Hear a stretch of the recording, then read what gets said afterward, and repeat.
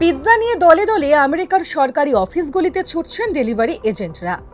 দেখে কি বুঝবেন সরকারি অফিসে সেলিব্রেশন হচ্ছে? একদমই নয়। বরং কেউ কেউ বলেন বড় মাপের কোনো ভূরাজনৈতিক ঘটনা ঘটতে চলেছে।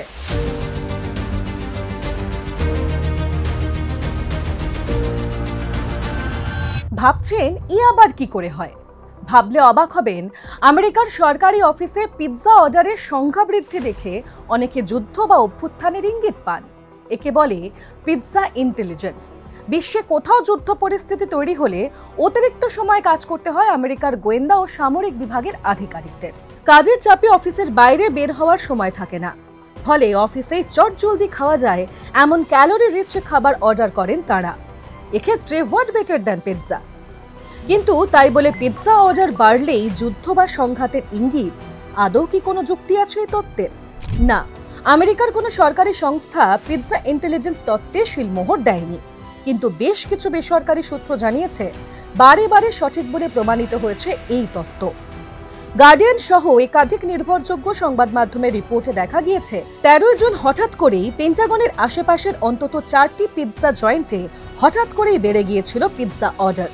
আর এর কয়েক ঘন্টার মধ্যেই ইরানের পরমাণু ঘাঁটিগুলোয় হামলা চালিয়েছিল ইসরায়েল। প্রসঙ্গত বলে রাখি, এই পেন্টাগন হলো বিশ্বের বৃহত্তম সরকারি অফিস বিল্ডিং।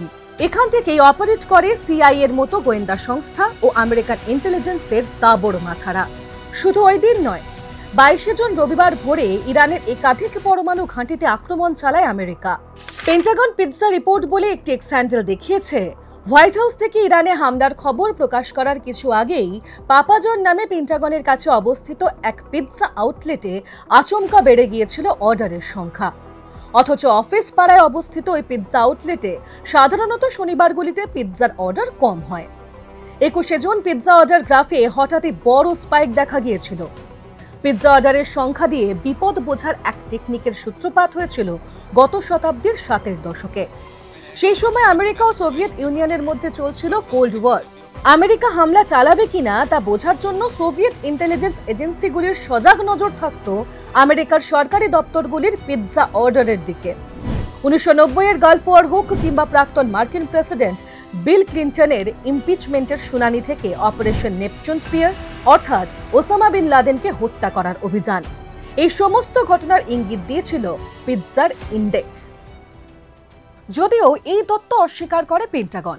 পেন্টাগনের এক আধিকারিক জানিয়েছেন যে তাদের অফিসের ভেতরে একাধিক ফুড আউটলেট রয়েছে, যেখানে পিৎজা থেকে সুশি সব রকম খাবারই পাওয়া যায়।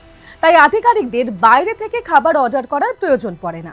কিন্তু একের পর এক বড় মাপের ভূরাজনৈতিক ঘটনার ক্ষেত্রে পিৎজা অর্ডারের সংখ্যা বৃদ্ধি পিৎজা ইন্টেলিজেন্সের তত্ত্বকেই পোক্ত করেছে, এমনটাই মনে করছেন নেটিজেনদের একটা বড় অংশ। ডাউনলোড করুন এই সময় অ্যাপ, iOS ও অ্যান্ড্রয়েডের জন্য।